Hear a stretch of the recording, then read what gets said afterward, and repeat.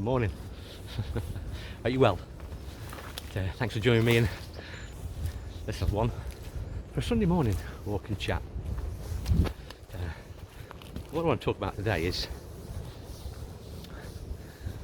about a book that I read some years ago now. It was, I can't think the author, but it was about Pasteur, BeChamp's A Brief Dialogue in History, Biology, I believe, something like that. And it's about Louis Pasteur and Antoine BeChamp, who were biologists, French biologists, I think around about 1850, about the time of Napoleon. And the author goes into the experiments and how really that, in her opinion, and she alleges that Antoine BeChamp, who I'd never heard of, basically done all the research, and a guy called Louis Pasteur, who I imagine quite a few of us have heard of, or are certainly aware of the procedure that they do to milk. Pasteurisation comes from Louis Pasteur. And how that Pasteur was, although a biologist, he wasn't in the same realm as Antoine BeChamp. And they looked at ferments, the ability of seemingly lifeless mediums to spring life, in a nutshell, kind of, yeah, about bacteria, and the book actually sort of, when I read it, my mind exploded a little bit, because it made me think differently totally about my biology. I mean, we're taught now, we've been taught for some years that we're this organism who is constantly under attack from external poisons, if you like, for want of a better word, and that's about it. And if we get these poisons, our body will deteriorate. But the author suggests that rather than us as sort of a biology that has to sort of fight off these intruders, that our body is quite capable of doing everything, and it's the environment that is the deciding factor on disease and illness. And I remember the first time someone said the word dis-ease, not at ease, sort of made me think, yeah, if your body is at ease, carries out all its functions. I mean, we don't even think about what our body's doing while we're awake in state. It's turn a piece of food you've eaten into part of your body. All the mechanisms at work, we can't even possibly begin to have a full appreciation of what it's doing all the time. And it does that without any conscious input from us. I haven't got to think to breathe, although I can control the breath, but I haven't got to.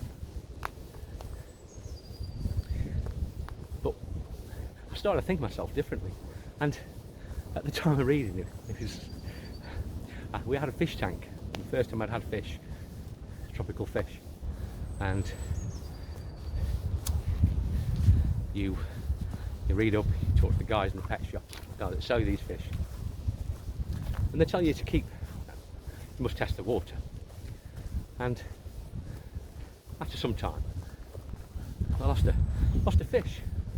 Then later that week, I lost another fish, and then another one. You start researching, you think, oh, it's disease, you can put this in the water to stop this disease spreading. But I decided, after reading a book, just to change the water, totally change it for Buxton spring water. It's got 0 nitrates. I'm the only one. Didn't lose the fish. Literally didn't lose the fish. So although I was told it could be disease spreading from fish to fish, in fact it was just the environment. And they were at dis-ease in that environment. Well, the environment isn't just well now. We're out here in the wind.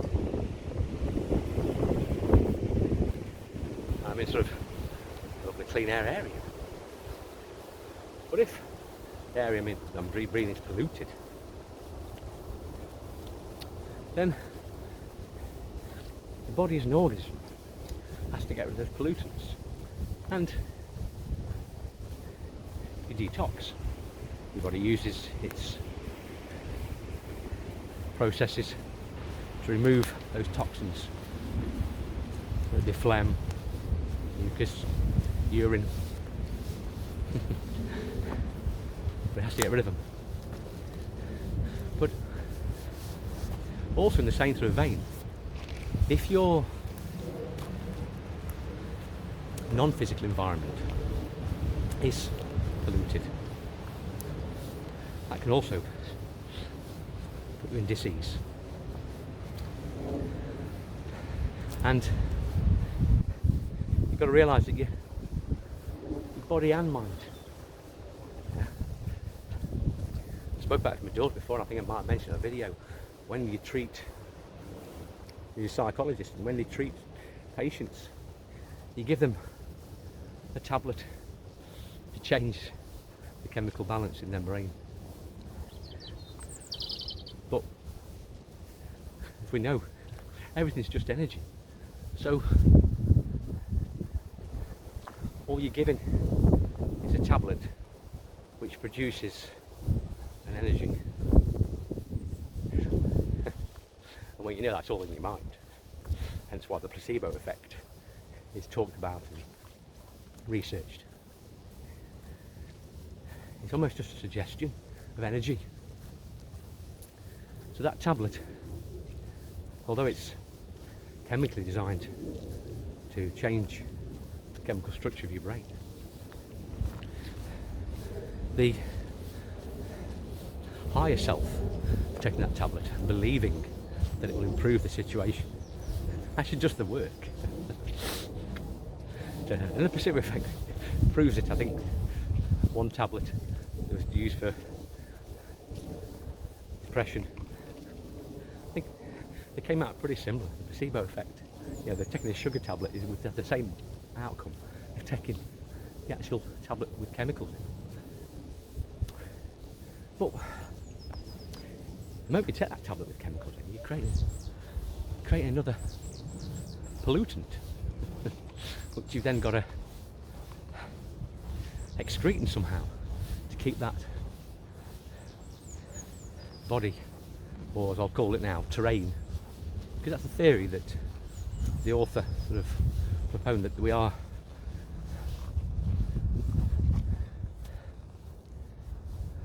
a terrain, and quite capable of looking after ourselves and repairing ourselves. We just have to allow our bodies to do it. Again, if ever you come across a guy called Joe Dispenza, fantastic guy, came across him some years ago when he was just releasing his first book. I mentioned before, is it Be the Placebo or the Placebo? You are the placebo, that's it. Fascinating book. He researches all over the world. He brings out accounts of how placebo effect has worked. So we don't need these chemicals. We need the belief that these chemicals are doing is they're repairing us. But it's just that belief that makes the difference. That's all that works, is that belief. The tablet has no better effect than a sugar tablet. But we still keep pushing people to have tablets. And then, because the body's trying to detox those tablets, we develop symptoms. So they give us the tablets to get rid of them symptoms, which creates more and more toxins and disease in the body. And you haven't just got to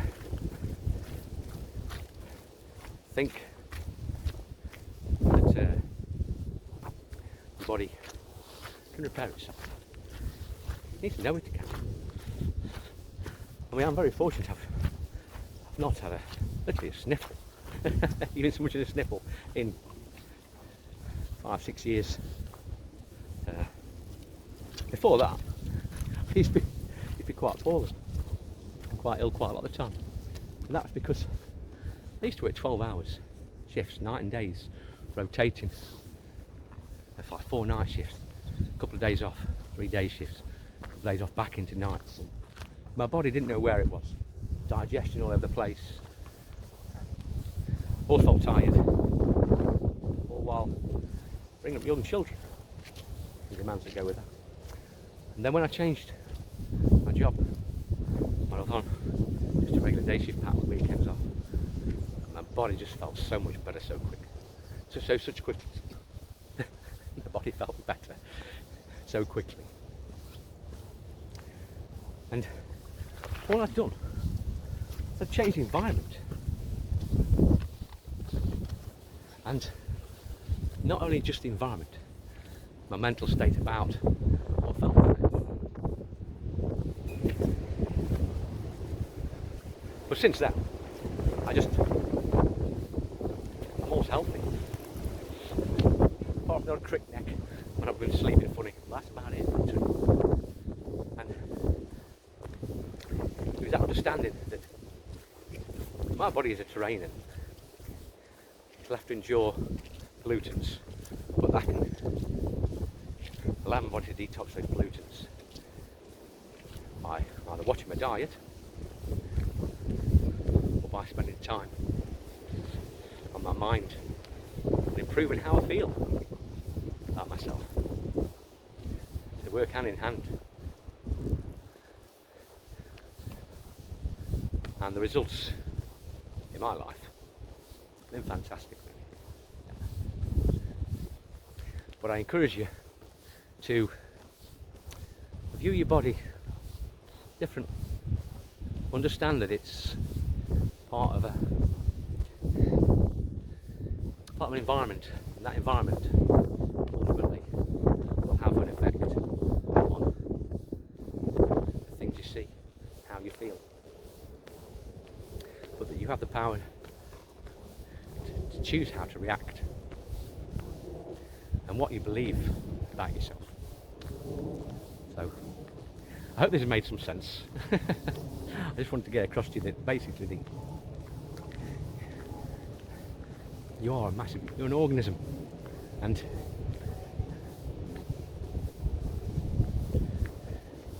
you're not as delicate as you've been led to believe.